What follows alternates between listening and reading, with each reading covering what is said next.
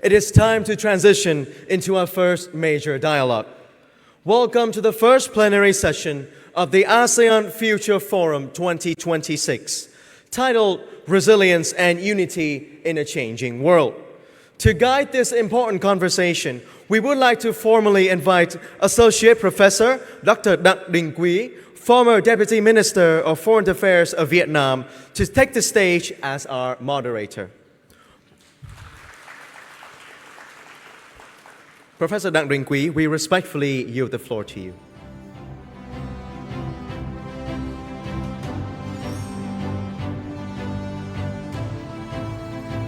Welcome you to very first section of our forum today. But on behalf of the organizer, I would like to apologize to extend our section to 12:30 because we start a little bit late. But don't worry that we have more than 1 hour for lunch because the second section will start at 14 in the afternoon. Okay. So with this section, we have two parts. The first part, we will listen to the two lead speakers. One, Dr. Mati Natalegawa, former Foreign Minister of Indonesia. And the second, we have Dr. Nguyen Minh Cương, Deputy Minister of Foreign Affairs of Vietnam. I think that we don't need to take time to introduce because the bio of these two lead speakers is on the profile of the conference already. And if anyone don't know, you can ask Mr. Google, okay? So first, I would like to invite Dr. Mati Natalegawa to the podium to deliver your lead speaker, okay? Mati is a very good friend of many Vietnamese diplomats, including my boss. So Mati, welcome back to Hanoi. That's great to have you here, please. Yeah.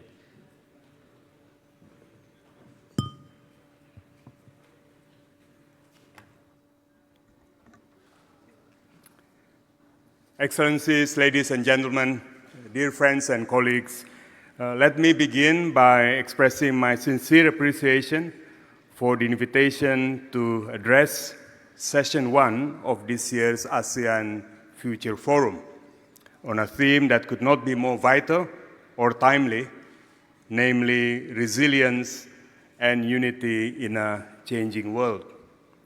Allow me as well to specifically acknowledge His Excellency Nguyen Minh Chong, the Deputy Minister of Foreign Affairs of Vietnam, and our gracious hosts at the Diplomatic Academy of Vietnam, including, of course, Ambassador Đặng Đình Quý, former Deputy Minister of Foreign Affairs of Vietnam.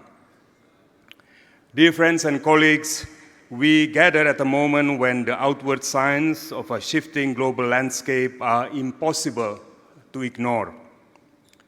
We are witnessing a profound geopolitical fragmentation coupled with severe headwinds against multilateralism and diplomacy.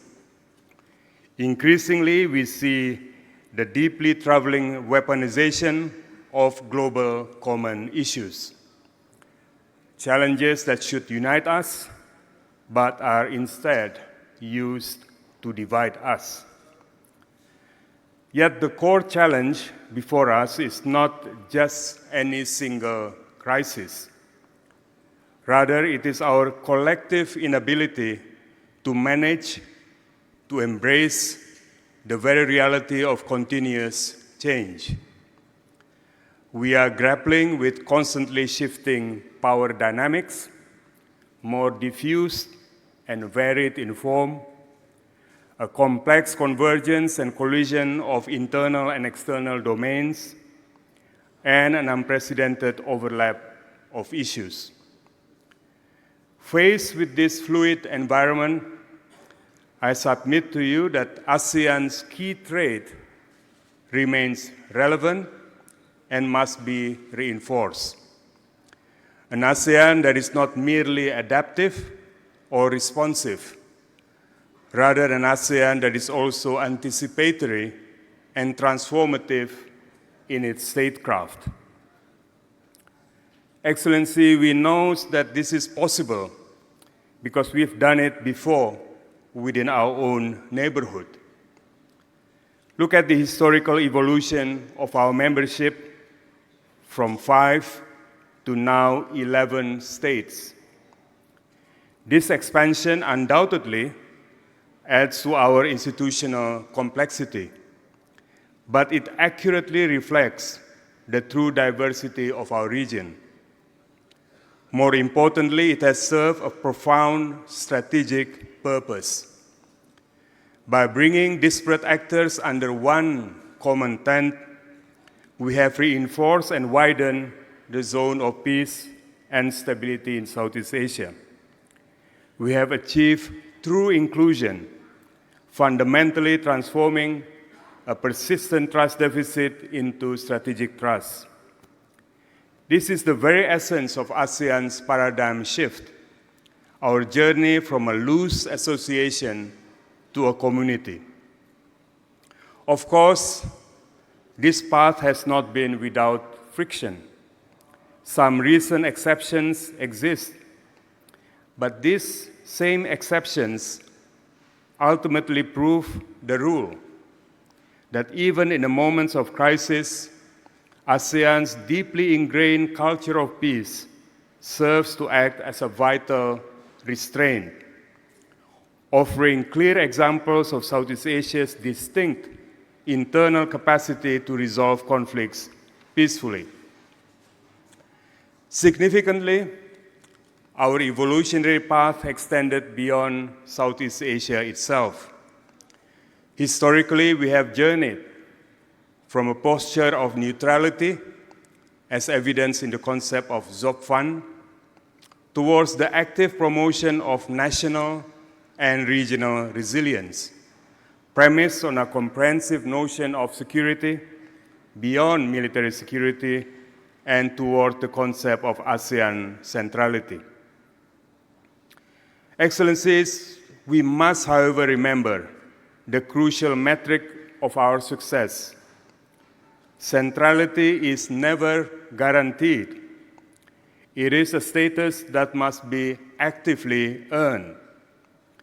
Earning it has required proactive statecraft by ASEAN. Building of new architectures, for instance, the ASEAN Regional Forum, the East Asia Summit, RCEP, and our vital dialogue partnerships. More importantly, ensuring that we move decisively beyond acting as a mere convening power. True centrality means taking the lead in setting regional norms and expected codes of behavior in full compliance with international law. We have clear case points where this has worked.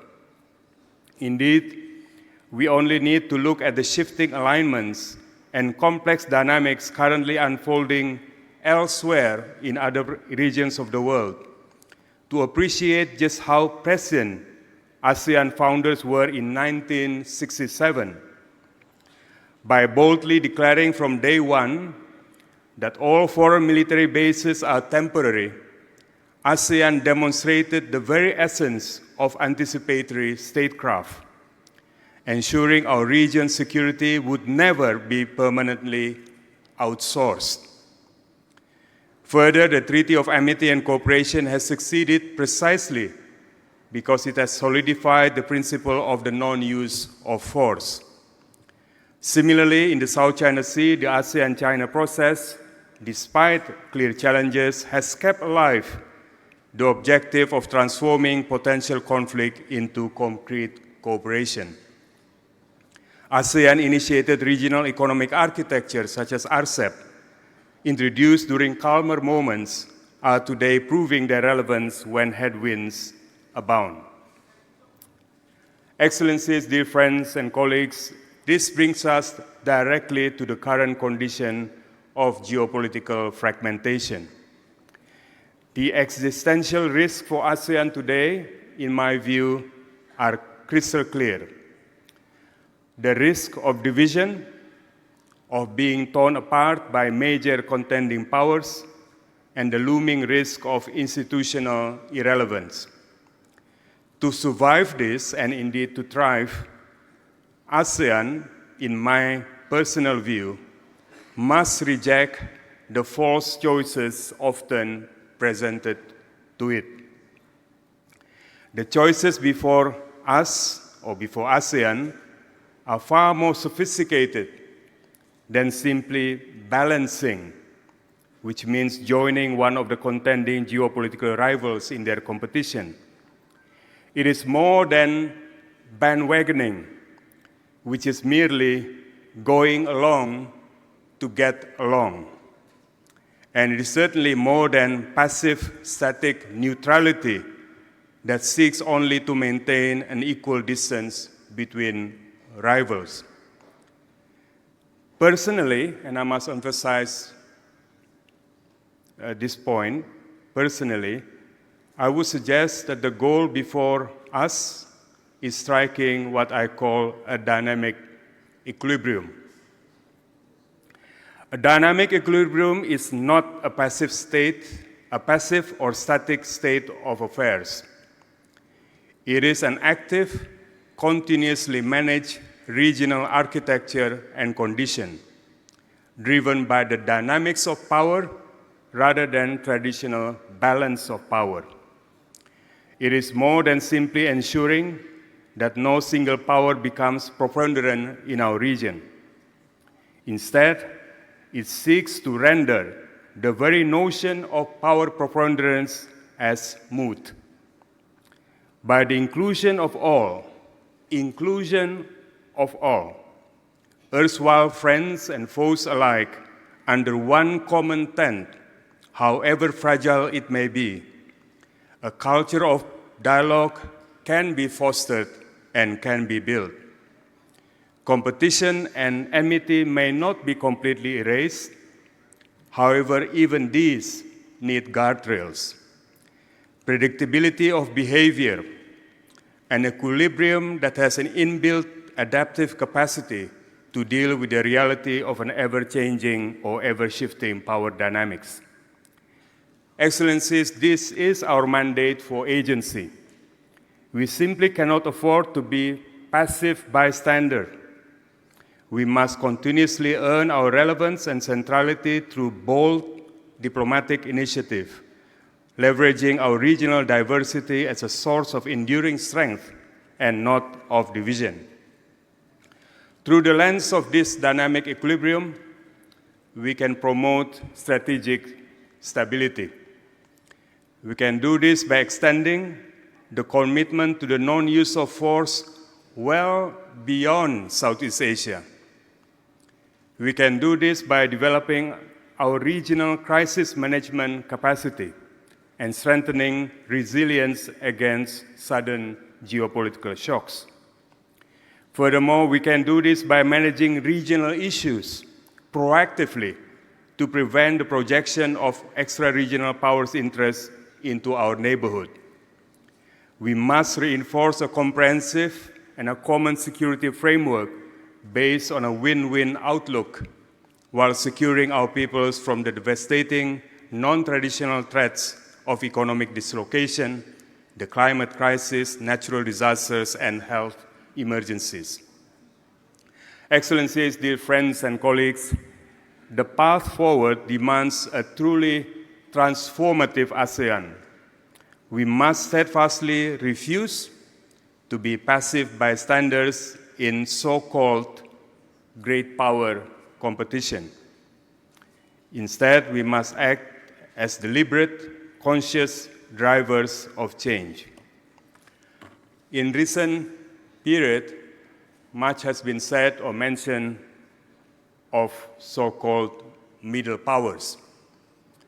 And I often wonder whether we, ASEAN member states individually or collectively, whether we are middle powers exercising hedging policies. Rather than the term middle powers, I am more inclined to think of ASEAN as being independent powers, because the notion of middle emphasizes hierarchical relationship, super, major, middle, small. We are in favor of sovereign equality of member states, We are neither middle, nor small, nor large. We can contribute in our own respective ways to the issues at hand. By achieving a dynamic equilibrium, one that remains fiercely reliant on diplomacy, on negotiation, and open dialogue, we can continue our historic mission of developing, nurturing, and expanding an ever-widening circle of amity. Thank you very much indeed. Thank you. Thank you, Marty. Would you stay in the podium and to take 2 questions, okay? And thank you very much for your insightful analysis, highlighting the challenges that facing ASEAN now, Thank you. and also reviewing ASEAN's successful lesson in the past, and especially your suggestion on how ASEAN should move forward to shaping together our future. Thank you very much. So now floor is open for 2 questions. Okay, who first? If it's too difficult, I will simply take note of the questions. Time for Dr. Marty is very special, okay, very valuable, so 2 questions only. No? Yeah, at the back there. There's Okay. one person at the back. Okay, please. Right at the back. Yeah, sorry, I am a little bit short-sighted. Okay. Okay. Microphone. Okay, identify yourselves and make your question short and to the point, please.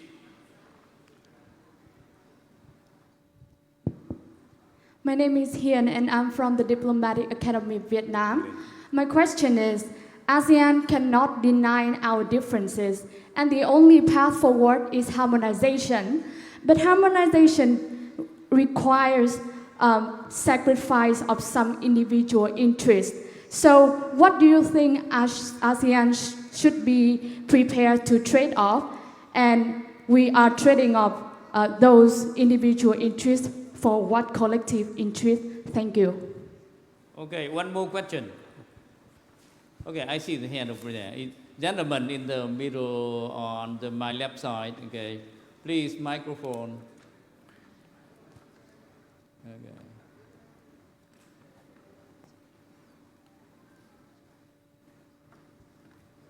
Yeah, former Som leader of Vietnam, please do not ask difficult questions.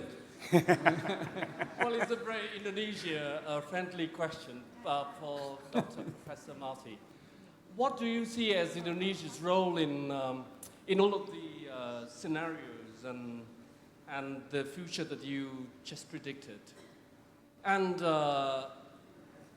because Indonesia is the biggest country in ASEAN. And the second side of my question is, what do you think Vietnam can work together to make most of our strategic partnership in advancing ASEAN in the future? Thank you. Yes. Thank you very much. Okay, Marty, floor is Thank you. yours. Thank you very much. I'm especially grateful for, apart from our good friend, to our colleague from the AV just now who had posed that question. She had truly focused on a central challenge for us. But I believe, namely, how do we synergize between national and regional commitments? How do we manage the reality of our diversity? But I think in the case of ASEAN, diversity, variation is a product feature. It's a fact of life. It's not something that we should wish away. Unity does not have to mean uniformity. ASEAN's state practice and experience has demonstrated that we can have unity, we can be cohesive while celebrating our diversity and as a source for strength. But it has required countries to be able to think as a group, in a collective way, exercising restraint where that is necessary and ensuring that there is a regional and national cohesion. But it is a central tension or central challenge for us all, but not an impossible one to try to manage. Just now, the second one, I'm conscious of the limitation of time. Essentially, when I listen to a forum like this, especially now, freed from any governmental responsibility, what I'm looking for from our leaders and from our policymakers are more than simply description of problems. I think each and every one of us in this room would be able to so eloquently and so forcefully describe our ills, our problems that we have. But we need to have responses. Given geopolitical fragmentation, division, fact of life, so what? How do we respond to that? That is what we need. But more than that, I think, especially turning to our colleagues at the back of the room, the next generation, what are the future challenges ahead of us 20, 30, 40 years from now? Many of the decisions made decades before, we are still now enjoying the fruits and the benefits of. ASEAN community building, 2003, RCEP, 2011, Timor-Leste wanting to join, 2011.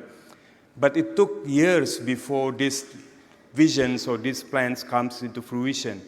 So I hope out of our forum, ASEAN Future Forum, there is enough space for especially young leaders, the next generation, to be able to come up with their ideas of what they think will be the challenges for the next 20, 30 years. Otherwise, we'll simply be grappling with current situations. And with respect to Vietnam, ASEAN is truly blessed and honored and fortunate to have Vietnam exercising the type of thought leadership it is obviously doing now within ASEAN. Again, underscoring the fact that ASEAN's expansion from 5 to now 11, and the fact that none of us has a monopoly of wisdom, has strengthened ASEAN to no ends. Indonesia, I think the Indonesia that I know is always present with ideas, with initiatives, but it is not an imposed leadership, it is an earned leadership.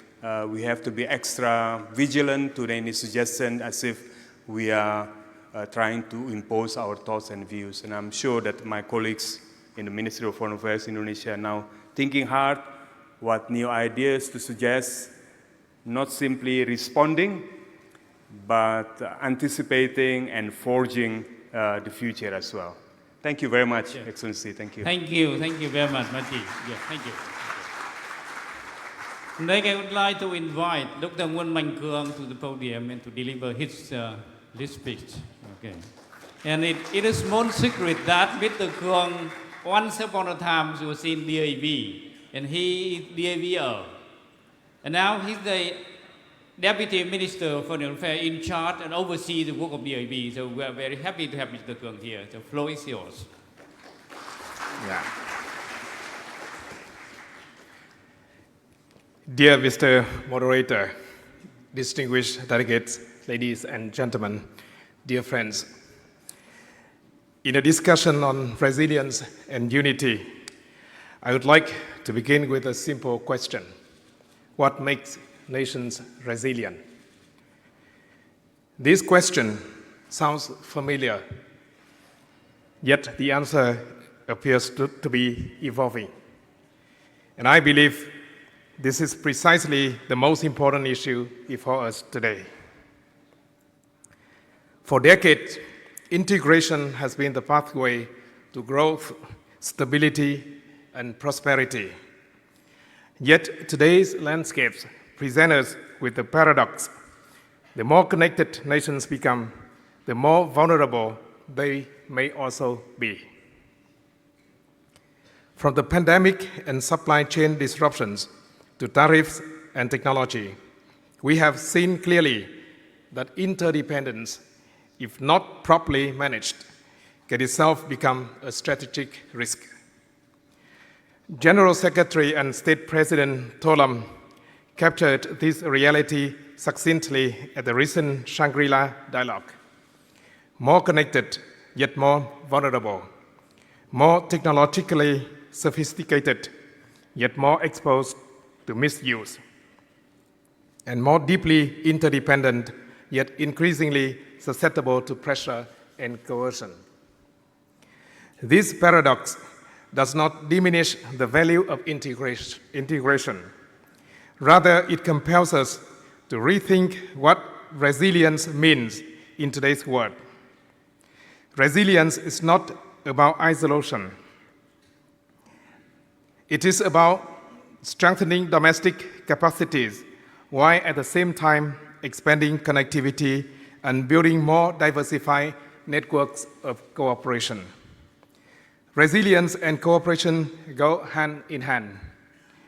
In this sense, internal strength provides the foundation for engaging in cooperation with confidence and strategic autonomy. Cooperation, in turn, expands development space and further deepens the very capacities that underpin resilience. This is the spirit of cooperative resilience that I would like to address today. Allow me to underscore 3 points. First, isolation is not an option.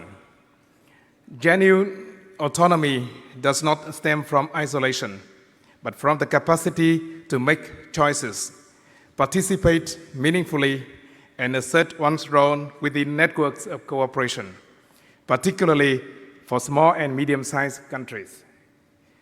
Second, we must deepen the quality and broaden the layers of cooperation. The true measure of cooperation lies not in the number of mechanisms we create, but in the outcomes they deliver. Our networks of cooperation must also become more multi-layered and inclusive in nature, bringing together not only governments, but also businesses, research institutions, local authorities, youth, and political parties. And third, we must be proactive and constructive. Small and medium-sized countries should also actively contribute to agenda setting, rule shaping, and efforts to bolster an environment of peace, stability, and cooperation. Within ASEAN, this approach carries particular significance. ASEAN's resilience is not simply the sum of the resilience of its individual member states. It depends on 3 mutually reinforcing elements: stronger unity, more effective centrality, and cooperation that delivers tangible outcomes. ASEAN can also move more decisively toward a culture of consensus that strengthens its capacity for collective action. Ladies and gentlemen, from this perspective, allow me to offer 3 points for our discussion. First, we should prioritize areas that are both urgent and foundational. This means progressively strengthening our knowledge base and technological capabilities, while enhancing connectivity in infrastructure and supply chains in ways that are more sustainable and resilient. Second, we should translate unity and consensus into preventive capacities and collective actions through information sharing, early warning systems, and preventive diplomacy. And third, we should expand ASEAN's spaces for dialogue. Alongside government-to-government channels, greater roles should be given to parliaments, political parties, scholars, businesses, and youth, so that regional cooperation can be brought closer to the people. Distinguished delegates, ladies and gentlemen, cooperative resilience may offer a pathway for countries in our region to strengthen their capacities, expand development space, and preserve the foundations of stability in an increasingly uncertain world. And I hope these reflections will help stimulate our discussion today. Thank you very much. Thank you very much, Dr. Nguyen Mạnh Cuong, for the very thoughtful remark. You were shedding light on the key concept, resilience and unity. And also we mentioned the challenges to the resilience and unity of ASEAN now. I think that this serves a very good base for the discussion in the next part of our session now. Thank you, Mr. Cuong. And now we come to the second part of our section. I would like to invite the four panelists. Professor Tetsuya Watanabe from Japan, Professor Yves Tibergen from University of British Columbia, Canada, maybe, and Professor Kwik Chang Chui from National University of Malaysia, and Mr. Adam Svast, CEO of Asian Group, to the podium. Please come.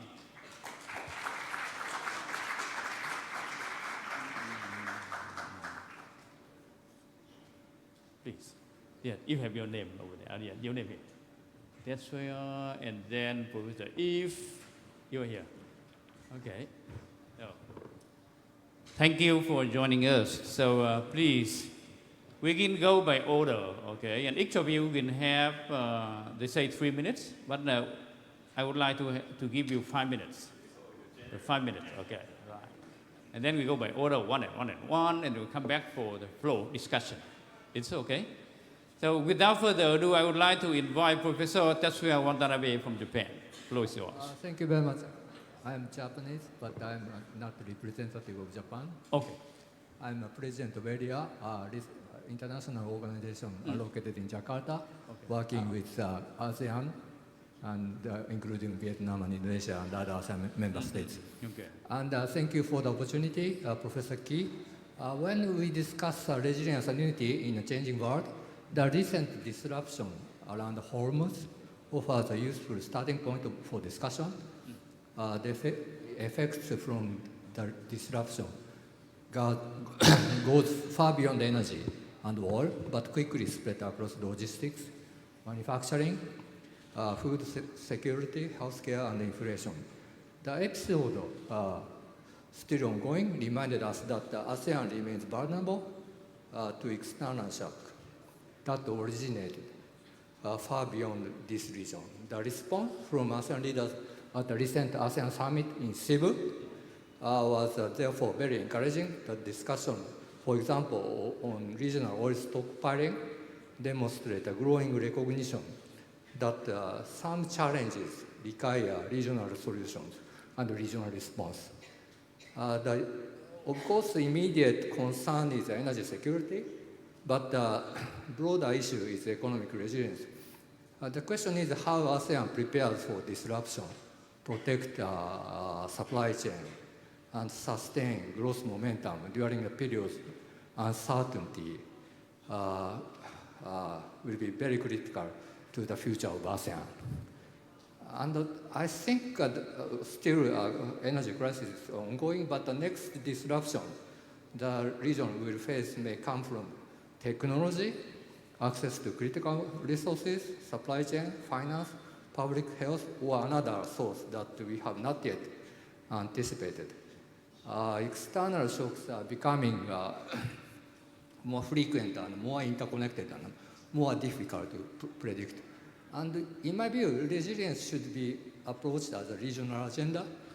And I think this morning many people mentioned that Excellency Toram's remark at Shangri-La about three crises, and in particular about the crisis of development models. I think ASEAN and this region needs a new model of development. Traditional model of export-oriented growth may not be sustainable, I don't know. So,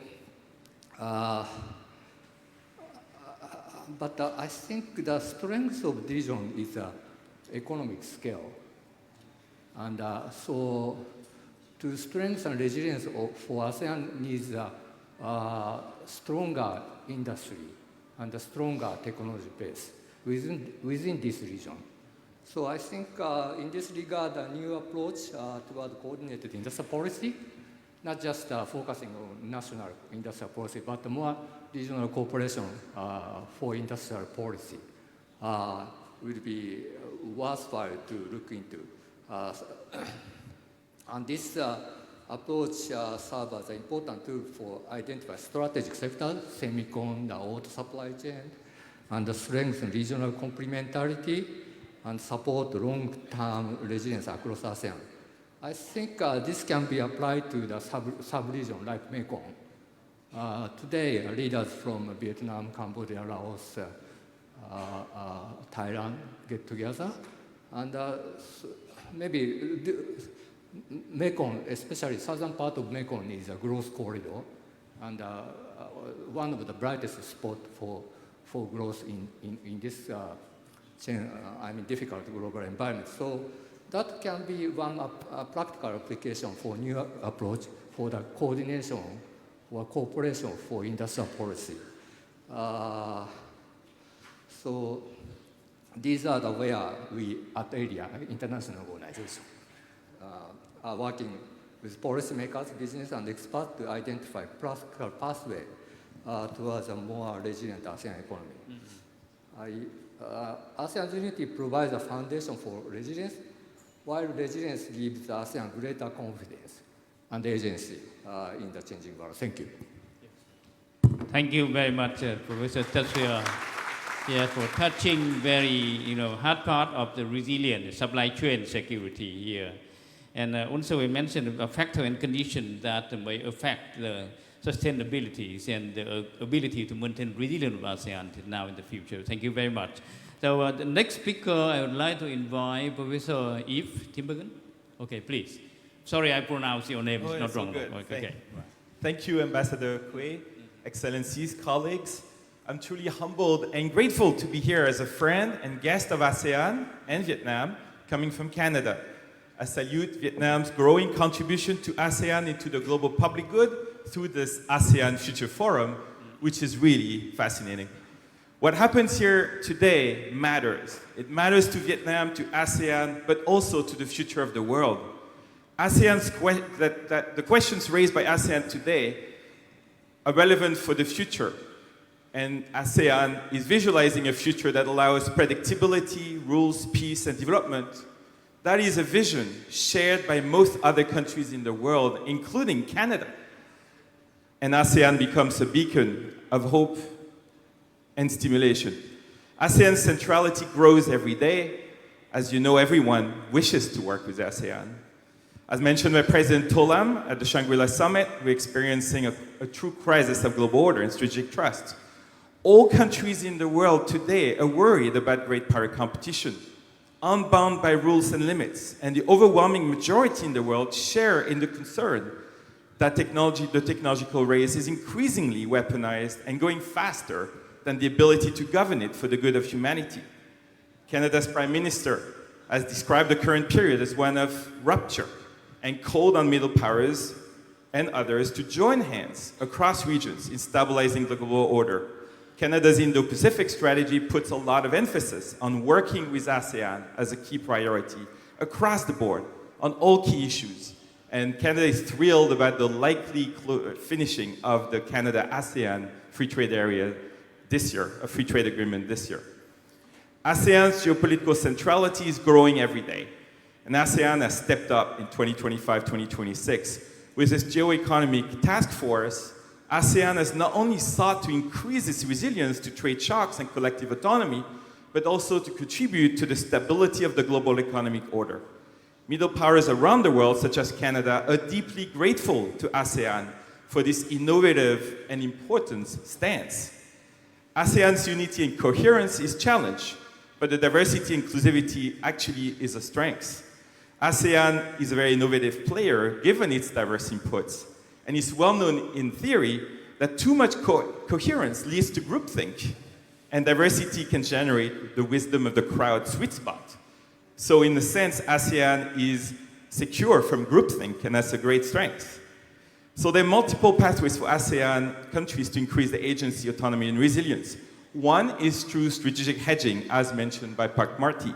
In my new book, just coming out this year with Zaki Laidi, titled The Hedgers, I argue that countries such as Vietnam, Indonesia, most ASEAN countries have developed an increasingly effective and strategic approach to hedging that is sustained, repeated, and proactive, backed up by significant leverage and centrality in global supply chains, but also a deep vision rooted in civilizational ideas.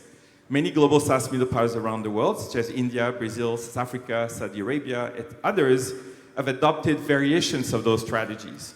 Collectively, global South middle powers, including ASEAN, represent 20% of global GDP, Over the last 5 years, they have partly diffused and diluted some geopolitical crises and contributed to the stabilization of the global economic order through connected strategies. And ASEAN is at the center of this stabilization. Middle powers, such as all the middle and smaller powers, such as all ASEAN countries, have a crucial proactive role to play in the current disorder in partnership with key friends. Prime Minister Carney urged middle powers to act together. You may be right. Even superpowers cannot function without followers, legitimacy, mediators, fresh source of thinking, and routinized access from middle powers. Coalitions of global north and global south middle powers, such as ASEAN and France, accounting for more than half the world GDP, already initiating new multilateralism, hedging great power rivalry, and scaling global solutions, as we saw at the WTO Ministerial in March, with the leadership by DIPA, the DIPA subgroup of ASEAN. Such cross-regional initiatives can have genuine systemic impact, protecting ASEAN's prosperity and position while contributing to the global public good. Thank you very much. Thank you very much, Professor Eve, for mentioning the relationship between ASEAN future and Canada future, and also the world future, also relationship between ASEAN resilient, and you mentioned that how ASEAN should respond to the external external shock, and what ASEAN learned from the past and to build a new future. So next speaker, I would like to invite Professor Chan Kuk Cheng Thuy from Malaysian University. Thank you. Floor is yours. Thanks very much, Mr. Moderator, Ambassador Professor Dang Ding Kui, and a very good afternoon to everyone. Let me begin by thanking the organizer, DAV. Thanks also to President Nguyen Hong Sen and also his wonderful team for all the wonderful arrangements before and also during today's session. Such a pleasure to join this distinguished group of panelists. And I'm glad to see many familiar faces as well. So I thought what I'm going to do, since we have only 3 minutes, I will make 3 points. My 3 points are about 3 R's. Before I go into that, I do want to make a caveat. Yeah? I'm wearing a Malaysian batik. I'm speaking with a rather strong Malaysian accent. However, for the next 2.5 minutes, I'm not presenting a Malaysian government and UKM view. I know Ambassador Tan, Malaysian ambassador, and also Malaysian Minister Fuzia, and also her husband is here. I don't want to take anybody into trouble, so let me make a caveat by saying my 3 points, my 3 R's represent only myself, an academic who happen to be very interested in international relations, in ASEAN, ASEAN Plus, and also resilience. But Marty earlier on emphasized a number of very important points. And one of the points which I think my fellow panelists echo was that I think these days with growing uncertainties at different levels, we need to go beyond describing problems. We need to talk about responses at multiple levels, national, regional, and subnational. And this is the first R that we thought we need to bear in mind in order to understand resilience. Resilience fundamentally is about 3 R capabilities. It's about capability to respond, to resist, and to rebound. If you're responding without resisting some elements, that's not about resilience. If you're responding, resisting, but without having the ability to rebound after the difficult time, then I think that's not really a substantive, meaningful resilience.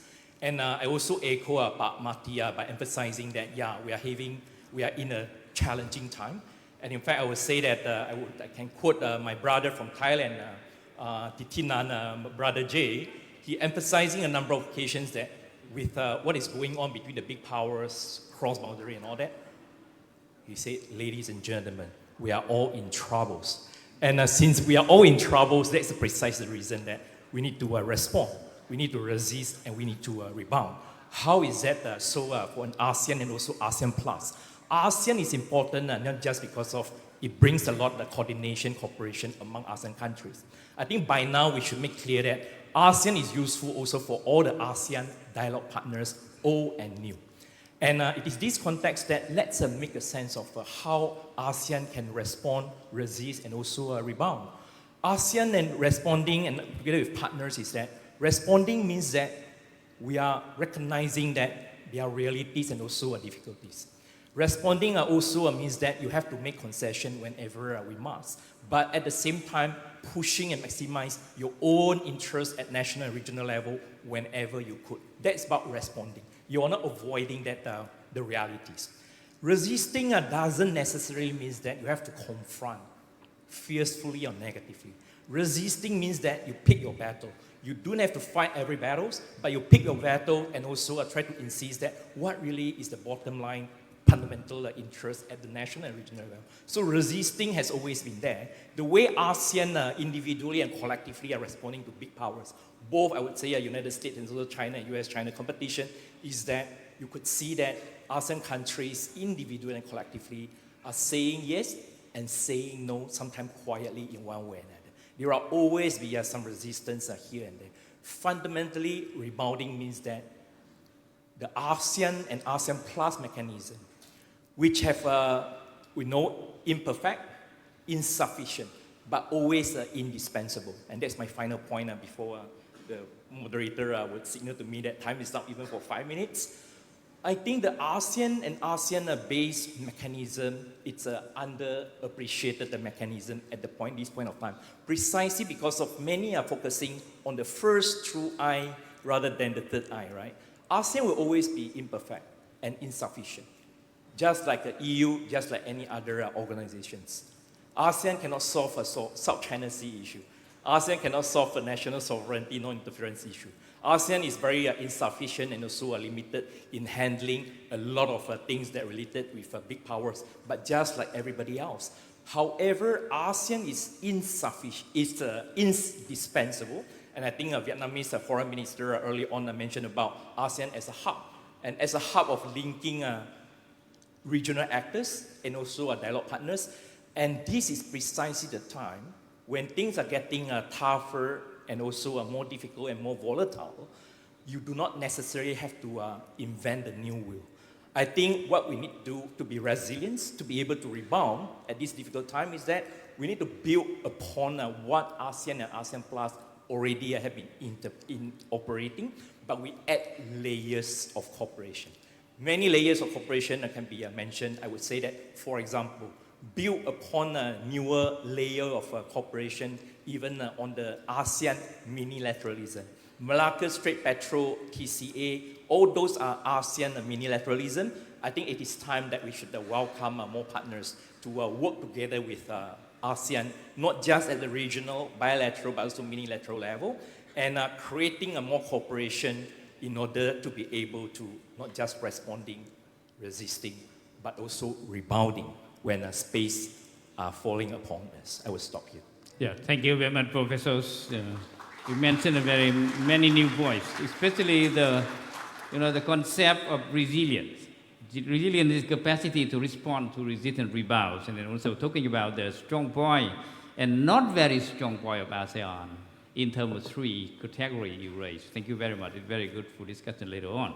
And I would like to introduce the last panelist, a representative, a viewpoint from a businesses. Are you right? Okay. Yeah, Mr. Adam Schwartz, please, floor is yours. Ambassador Cui, thank you so much. And let me also add my thanks to Nguyen Hung Son and his very talented team at the Diplomatic Academy of Vietnam for hosting what is today, obviously, and tomorrow, a very important discussion. Those are many of the challenges facing ASEAN have been well articulated this morning by the leaders and by my fellow speakers, ranging from trade and technology, economic, and just the pressures on ASEAN's centrality and unity in a world of rising superpower rivalry and economic disruption.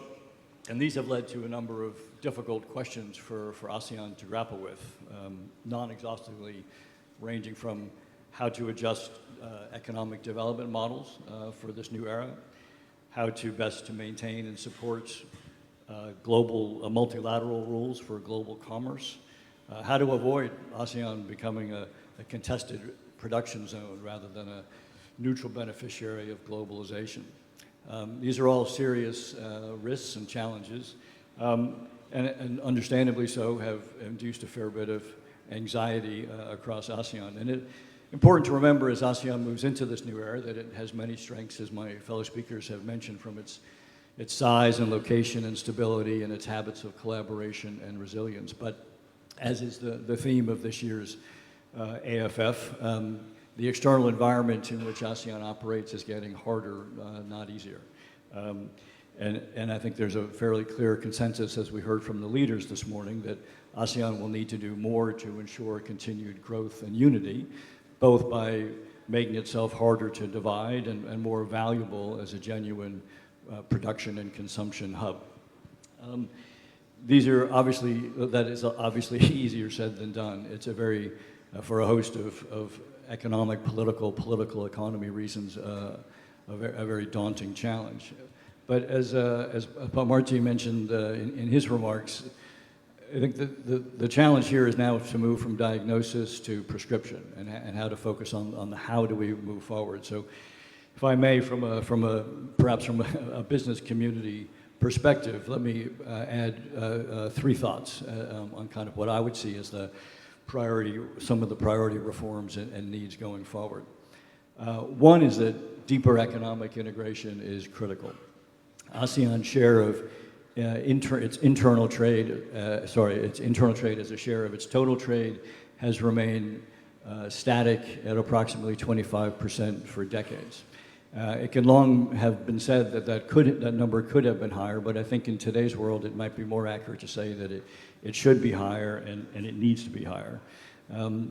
As Prime Minister Hung noted in his remarks this morning, in a protectionist world, ASEAN needs more depth in its own regional supply chains so that it can move down the value-added ladder and so that its production can move down from being made in ASEAN to made by ASEAN. Without deeper economic integration, ASEAN member states are going to remain exposed to the economic demand and sometimes political cycles of its trading partners. Two, institutional reform. ASEAN's institutions and its governing processes were designed in and for an earlier era, and I think there's a fairly strong consensus that there's some need for upgrading. In today's interconnected world with its interconnected challenges, ASEAN's decision-making bodies can sometimes seem siloed, and there would be benefit in finding ways to better integrate the dialogues between its various senior officials, most especially its foreign and economic ministers, so that the challenging issues of economics and geopolitics and security can be tackled and addressed in a more integrated way. And finally, and maybe this is where the business community perspective comes in, deeper private sector engagement. Deeper regional integration in ASEAN ultimately will be driven by the private sector, by enterprises believing in the promise of a 700 million strong consumer market and an integrated $4 trillion economy in which to invest and produce. Yet survey after survey would suggest that ASEAN business leaders do not feel well positioned to contribute to ASEAN's policymaking processes when it comes to economic integration, and that better connecting ASEAN business leaders with that policymaking process will both lead to more implementable policies and strengthen domestic business support for a more economically integrated ASEAN. Thank you very much. Thank you, Adams, for mentioning the challenges to ASEAN resilience and future now, and I hope that you will advise the businesses to deposit more and more to the future of ASEAN. Okay, thank you very much. And now floor is open for question and comment, and the rule is that I would like to take a question from 3 participants at a round. And when you make a question, please make it short and to the point, and you identify yourself, and you can mention who in the panel you want to ask. So it's easy for us to divide our jobs, okay? So floor is open now. Yeah, I see the lady in the front, and then the gentleman on my left. The lady, please.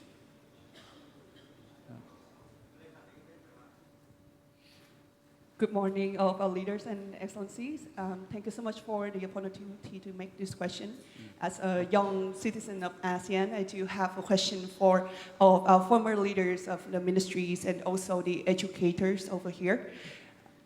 We know that under the ASEAN Vision 2045, youth do not just participate in conflict prevention. Youth are the prevention to conflict themselves.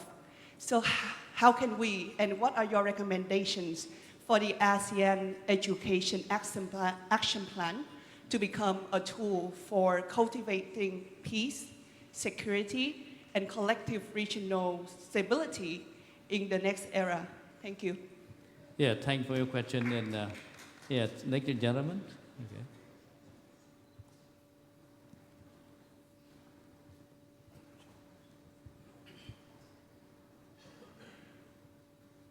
Thank you for giving me the floor. I'd like to direct my question to Professor Ives. You were suggesting that ASEAN should have civilizational ideas and interregional initiatives. America has MAGA. China has Community of Shared Destiny. What should be the one or the ones that you have in mind for ASEAN as the community or association of middle-sized and smaller nations? Thank you. Yeah, thank you for your questions. One more, okay. And I think the lady on my right first, and the lady first, and then you later, right?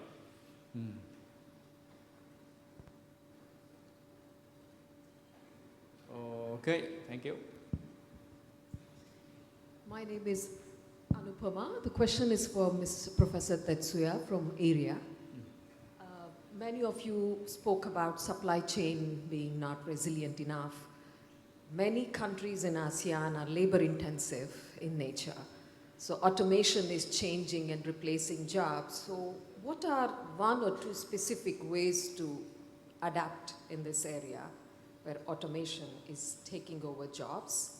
In theory, it's possible to reskill, but reskilling is a big task in terms of public investment and so on. So please suggest any two ways in which this can be bridged. Thank you. Yeah, thank you for your question. So we go by reverse order, okay? But that's about supply chain, and then we have E from civilization idea for ASEAN, and maybe we have Cook Chang Treat about ASEAN prevention, conflict prevention, and then we can go around with that. So that's your first. Thank you very much. So automation sort of the job opportunities. Maybe that might happen, but I think for ASEAN, what is needed is upgrade the supply chain, as you mentioned. So in order to do that, investment, more investment needed, and of course, skilling and education play a role. And you mentioned that public burden and public finance burden, but of course, public will play a key role. But as our panelists mentioned, that the private sector also play a key role, and for the companies to upgrade the supply chain or value chain, they need investment of human capital, and so the private sector play also a role, and also collaboration between the private sectors and research institute, universities, and so that kind of collaboration for reskilling and curriculum and certain set of skill standard and skill mapping. These kind of exercises are needed all at once. So I think there are huge opportunity for upgrading supply chain, also enhancement of human talent development. Yeah, thank you very much. So, Thank you. What a fabulous question. Thank you. Not an easy one, my friend. So what's coming to my mind here is embedded and connected governance. The The idea being, what we have heard from the leaders today, is that as we face an extraordinary acceleration of capitalism and technology, as we face old reflexes of great powers struggling with each other, if humanity is to survive, we have to relearn some ancient wisdom about connection between different parts of society, between nature and humans, and that wisdom exists in all the countries of ASEAN. So that aspect that we have to re-embed and reconnect a lot of the parts of the human search. There is extraordinary treasure here in ASEAN, and actually that would give an enormous platform for ASEAN to work with other regions, because this is a shared quest. I would add one word on the first question. Peace education is one of the most important tasks ahead in ASEAN and actually in the whole world. And I think the key words I come up with here is teaching cognitive empathy, curiosity and mutual care, but also creativity and entrepreneurial thinking. Today, humans are going so fast with technology, but we're so slow with new ideas in governance and mutual care and mutual management. We can do so much more as we empower more youth and more discussion platforms to really have a role in this. We can do better as humans. Thank you very much, Cook. The floor is yours. All right. Always great to hear from voices of the youth. Even though I'm no longer young, but I'm still young at heart. Right. Still young, still young. So as someone young at heart to deal with not so young question about ASEAN record of conflict prevention and all that, I would relate that later on to what I think the youth can do within and also outside of ASEAN. But let's handle the very substantive issues of ASEAN conflict prevention. I know that some observers in and out here are saying like this is a bad time to talk about ASEAN conflict prevention, precisely or not least because of Cambodia, Thailand conflict is still ongoing. With we do not know how is the prospect, how things will go and all that, and some say it's a bad time and all that. I happen to feel that I'm holding an opposite position. I think this is actually a best time to evaluate ASEAN's record and potentials despite the limitations as a conflict prevention. Some say that today Cambodia, Thailand conflict, it's a conflict between new member or newer member and also old member, right? Among the old members, the founders of ASEAN, you do not see the conflict at the bilateral level. It's eminent, right? Many of us will think that it's quite unthinkable. But Marty is there, he's from Indonesia and from Malaysia. Many of us know that ASEAN was formed precisely because of the intra-ASEAN differences, right? It's a confrontasia from 63 to 66, right? So today I would say that ASEAN, even though cannot guarantee a permanent peace, but it does playing a role, and it's not just few days, few years, few decades from 1966 until today that the conflict between all members, with all the reasons to go for conflict, are not really eminent. And the prospect of using force among each other is actually, I would say, not likely. I'm not saying like it's guaranteed, but certainly it does have to do with ASEAN as a group, so on and so forth, right? Let's not forget that back in 1950s and 60s, you know what Southeast Asia has been called outside of the world?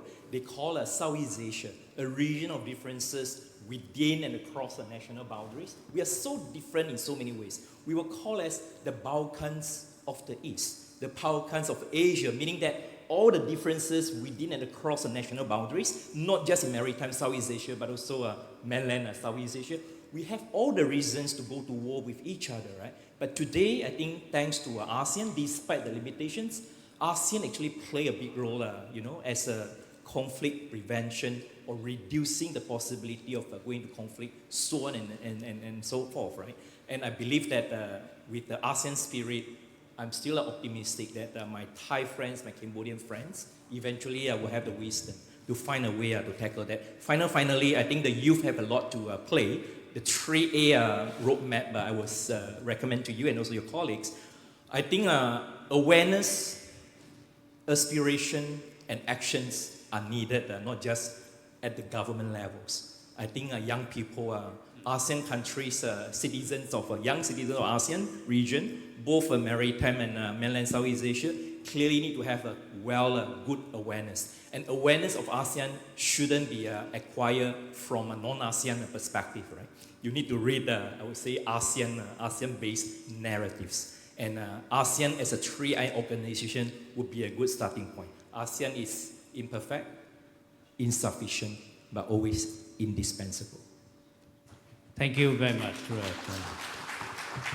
Yeah, I agree with you that we was at the United Nations in New York, and whenever people blame ASEAN on the issue of conflict prevention and conflict resolution, we joke with them that we still better than Central Africa or Sub-Saharan region.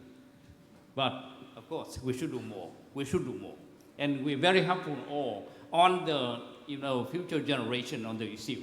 Yeah. Thank you very much. So now, Adam, you have the freedom. You can take anything. Thank you very much. I think my fellow speakers have sort of tackled these questions pretty well. So I just, in the spirit of time, maybe just have a quick thought on the question on automation, and which is sort of technology more generally.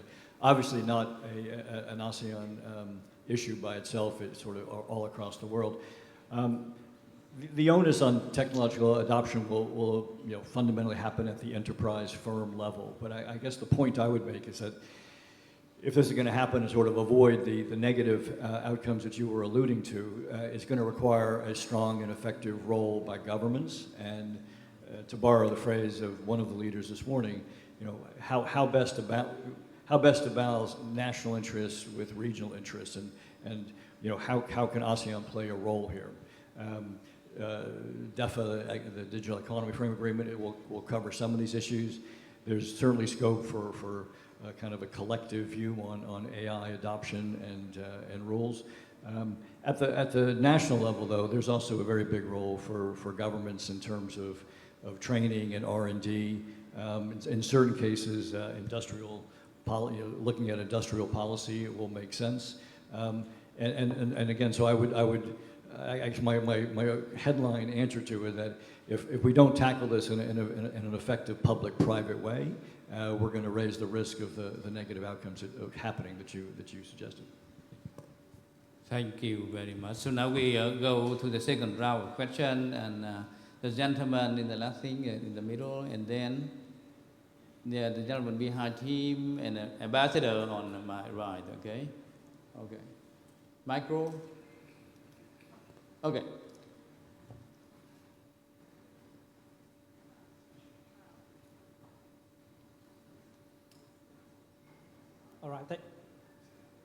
All right, thank you very much. My name is, hi, I'm an assistant professor from Wien University. I just want to raise a general question. I don't know, that questions go to any of you, or probably maybe to Mr. Adam Swart, because you mentioned the roles of private sectors. Because I see the roles of the private sector, which is very relevant when particularly we talk about resilience and prosperity. As you know, in Vietnam, the party has adopted a resolution also emphasizing the roles of private sector. So, but I'm asking the roles of private sector at regional level rather than at the country level. So how do you see the roles of the private sector at regional level and from regional perspective rather than at national perspective in order to promote and shape the future of ASEAN? How the private sector contributes to resilience and prosperity of ASEAN in the future? Associations and organizations like ASEAN's society will contribute to promoting the roles of private sector in this regard. Thank you very much. Thank you very much for your question. So the gentleman behind him, okay, please. Thank you, Ambassador. So my name is Rotha. I'm from Cambodia, the Cambodian Center for Regional Study for Policy Think Tank. So when I come to this forum, I promise not to talk much about the Cambodia-Thailand conflict, but since Professor Koo already mentioned, so here we go. from the remark by Deputy Minister Viên Mạnh Cương earlier, he mentioned about the strategic risk of interdependence. Personally, I agree with him. We should not be isolated, and we should, try to maximize the benefit from this interdependence. So, my question to all the speakers: first, how to manage the risk of this interdependence, and how to safeguard this kind of interdependence amid the turbulence world. And that's my first question. And my second question, drawing from the statement by Professor Ku on the conflict prevention. And so in this context, what is the most feasible way that ASEAN could have this kind of early warning system and, towards the preventive diplomacy? Because since the crisis of Myanmar in 2021 and right now the conflict between Cambodia and Thailand, I think ASEAN should have some sort of early warning system to, warn the before the situation erupted or escalated further. So, how can ASEAN do this effectively in this context? Thank you, sir. Thank you. So, would you give the floor to Ambassador? Right. Thank you very much, Ambassador Hui. Question for Mr. Schwartz. You had mentioned, sir, that it's important for ASEAN to move from made by ASEAN to made in ASEAN.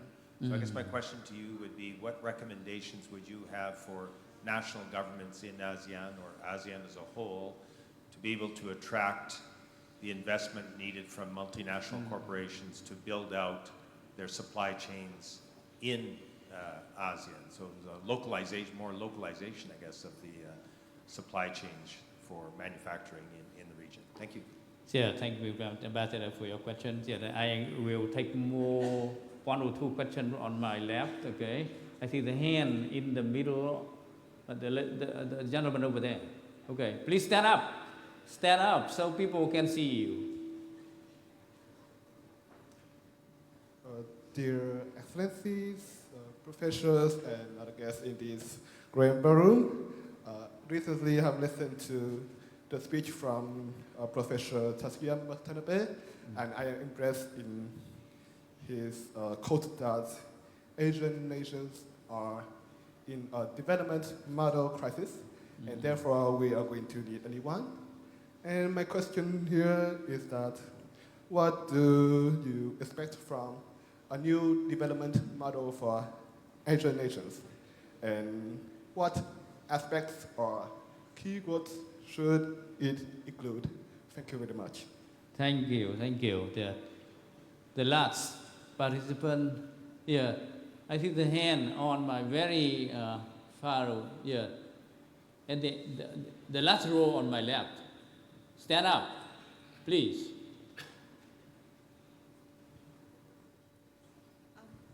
Thank you, professors. My name is Atika. I'm from Malaysia. I have two questions.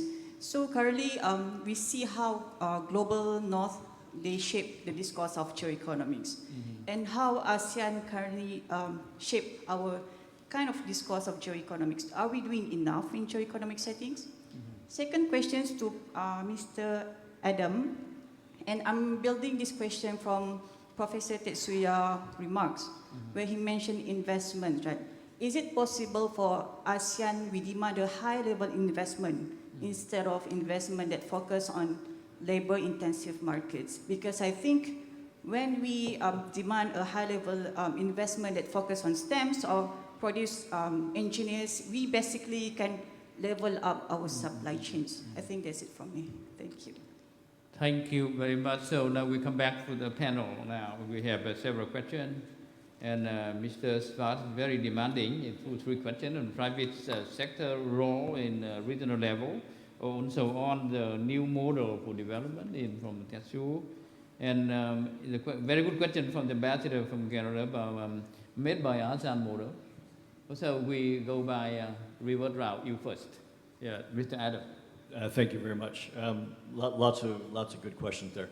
On the first one, sort of the question of sort of national, regional, and sort of the approach by private sector, I'd start by making the point that my sense is that ASEAN businesses are very keen to move from more of a national to a regional posture, right? We're in an age of scale.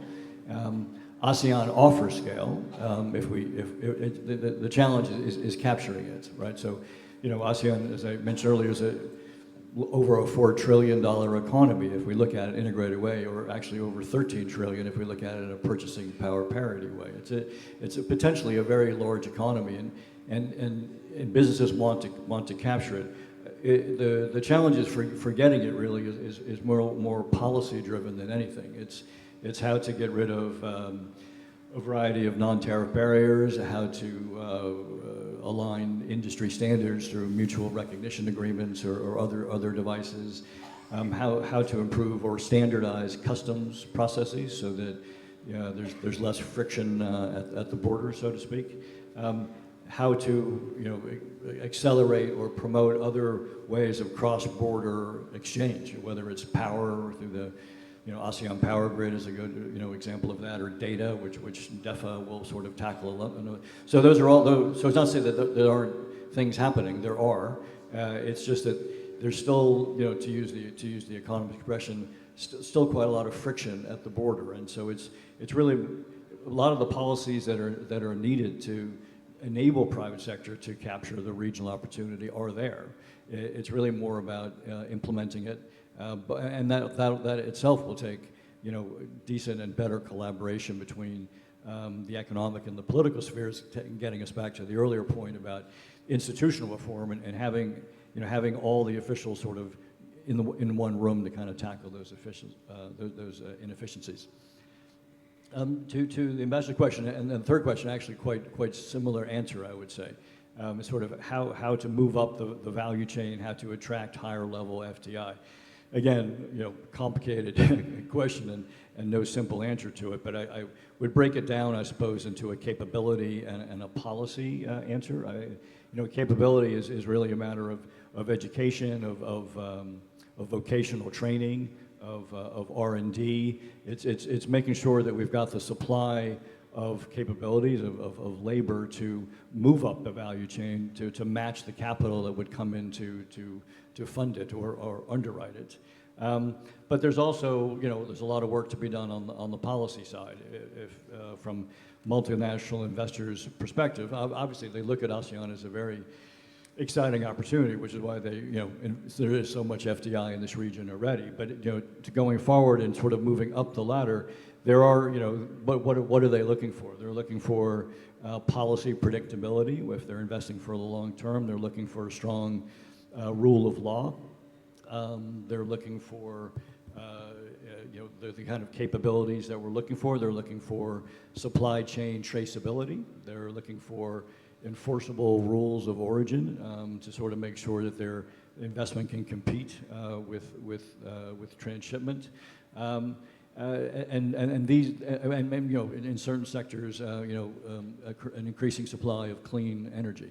So these are the sorts of things that I think multinational, and again, not just an ASEAN-specific question, but as they look around the world to invest, these are the kinds of things that they're looking for. Yeah, thank you, Adam. So, Professor Cook, would you take question about interdependence and conflict prevention measures? Yeah, okay. Thank you very much, our Cambodian friend, Him's question. Let me deal, given the time, focus on the conflict issue before very briefly about the interdependent. I think about conflict and all that, and this is where I guess a study of IR might be relevant in helping understanding about ASEAN dynamics, right? Those of you who study international relations, you know that 101, we talk about causes of war, right? And realists will tell us that war or armed conflicts, just like love, will always find their way. And IR realist theory will say that there are three causes of war, right? It's about three G's. It's about God, glory, and gold. So God means that religion, identity, so on and so forth. And gold means that economic interest, territorial and material interest and all that. And then glory means, who is more dominant and who is smarter and all that. So you see that despite the ongoing Cambodia-Thailand issues, right? Let's talk about what is going on the other side of the spectrum, right? I would say that the other among the ASEAN old members, the conflicts potentials of all these GGG is always there. But so far, for more than half a century, those issues have been managed in one way or another. Some quick examples, and then I hope that you'll be cautiously optimistic in saying, like, despite all the limitations, the so-called ASEAN way of handling or managing, not necessarily resolving conflict, are doing not bad, right? Bilateral, let's focus just on territorial as the one source of conflict, right? Malaysia, Thailand actually set a very good model in managing bilateral territorial issue. Back in 1970s, before many of us were born, right? I was born, but before many of you were born, already managed come up with the so-called joint development. Sovereignty issues are still there, but Malaysian government and Thai government have decided that let's not fight about all those overlapping territorial issues belong to who, but let's joint development 50-50. So I would say that it's a successful kind of model, right? And despite Southern Thailand issues, Malaysia actually play a constructive part. So that's so much so. More complicated is about with Indonesia, big brother, and also Singapore, so and so forth, right? So we all know that the bilateral issues, territorial issues have been deal with that in the multiple mechanism, right? Legal mechanism. With Indonesia, Ligitan Sipadan is through international law. Singapore, Batu Putih as well. So some are solved, some are not being resolved, but diplomacy continue to play a role. So I would say that I'm quite confident and also optimistic that those issues will be managed in one way or another. Finally, about the interdependence, I think the very issue of interdependence is precisely where realities lie. Whether you're democratic, less democratic, or non-democratic countries, we all want to have a development. ASEAN market is small, and therefore you want to forge market economic links with all the big markets, big powers in one way or another, more than one regions. But that's you're maximizing economic benefits for political reasons, but you're also exposed to different kind of risks. That is just the reality. And the risk can be political risk, right? Weaponization. But it can be a security risk when it involves different kind of connectivity and all that. But I think the only way out is exactly what hedging. I think I have a fellow hedging scholar, Yves, who has been writing about hedging. Hedging is not magic to preventing all those risks from happening. But hedging is about managing risk. And managing risk means that the one way to go is that you diversify. Interdependence doesn't prevent you from developing all those links, but you need to diversify so that your eggs are in multiple baskets, either economically or security-wise and all that, right? So diversification, hedging, fashion is the way to go. Thank you very much. So now, that's why you're talking about the new model, okay? Yes, thank you. Today's geopolitical landscape. Okay. I think economic scale matters more than ever. And collectively, ASEAN represents one of the world's largest economic region, a major manufacturing hub, and increasingly attractive investment destination. We are talking about the economy of over $4 trillion with one of the youngest population that power industrial development. And the new economic model, our colleague panelists mentioned that from made by ASEAN into the made in ASEAN. And not just rely on the export market. So of course, so you need to look at the market within the ASEAN, how to make it grow. And of course, FDI continues to be crucial, but how to recoup more value within the ASEAN, that's the issue. And this needs investment in human capital, energy system, digital infrastructure, advanced manufacturing, science and technology,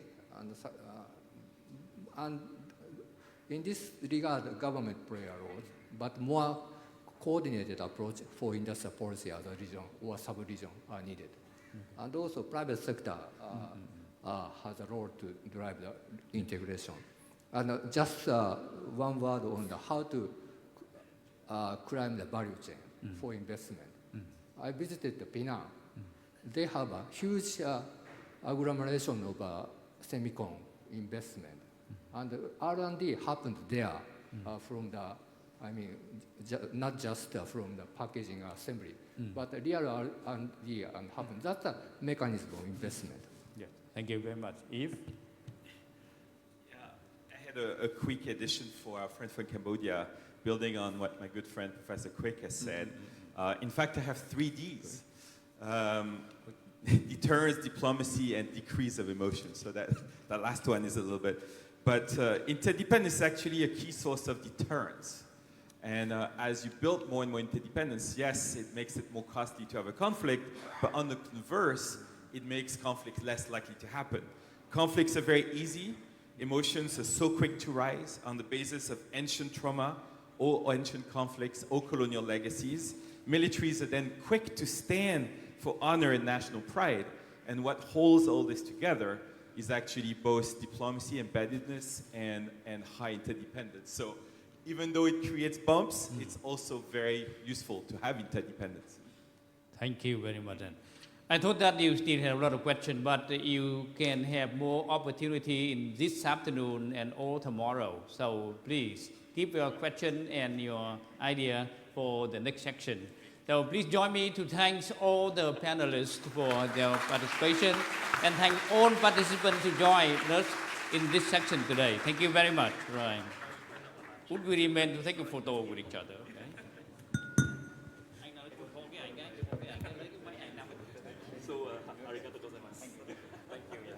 I like your way. Thank you very much. Thank you to our esteemed panelists and participants for your dynamic engagement and the valuable insights shared throughout plenary session 1. Ladies and gentlemen, this concludes our morning sessions for the opening day of the ASEAN Future Forum 2026. We would like to invite all delegates to proceed to the designated dining area for lunch and networking. Please ensure you return to the plenary hall by 1:30 p.m. this afternoon as we resume with our upcoming strategic dialogues.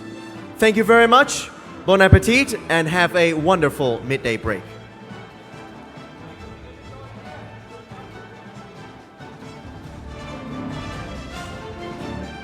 We would like to inform all distinguished delegates of the venues for your lunch this noon.